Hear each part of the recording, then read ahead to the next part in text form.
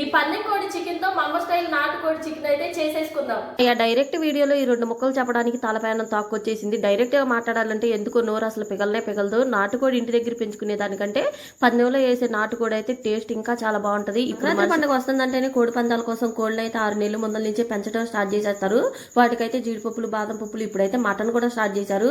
ఇంకా అలా కొట్టిన కోళ్ళు అయితే ఇంకా తింటా ఉంటే టేస్ట్ అయితే సూపర్ ఉంటాయి కదా. ఈ సోదంతా మీకు ఎందుకులే కానీ కర్రీ ప్రాసెస్ అయితే ఒకసారి చూసేయండి. నీట్ గా కడిగి పెట్టుకున్న చికెన్ లో కొంచెం ఉప్పు పసుపు ఒక హాఫ్ గ్లాస్ వాటర్ పోసుకుని ఇంకా పొయ్యి మీద పెట్టేసుకుని ఇంకా నీళ్ళంతా ఇంకిపోయేంత వరకు ఉడికించేసుకోవాలి. ఉడికిపోయిన తర్వాత కొంచెం ఆయిల్ వేసుకుని ఓ 5 మినిట్స్ అయితే ఫ్రై చేసుకుని అల్లం వెల్లుల్లి పేస్ట్ పచ్చగా పచ్చుకున్న ఉల్లిపాయల పేస్ట్ కూడా వేసుకుని ఒకసారి మంచిగా ఫ్రై చేసుకుని కొంచెం వాటర్ కూడా పోసుకుని ఇంకా వాటర్ లోనే కొంచెం ఒక 2 స్పూన్ల వరకు కొబ్బరి పేస్ట్ కూడా వేసుకుని ఇంకా మొత్తం మూత పెట్టేసుకుని మంచిగా ఉడికించేసుకోవడమే. నాటుకోడి కాబట్టి కొంచెం టైం అయితే పడుతుంది. ఉడికిపోయిన తర్వాత గరం మసాలా కొత్తిమీర వేసుకుని ఇంకా వేడిగా తిన్నామనుకోండి టేస్ట్ అయితే చాలా బాగుంది.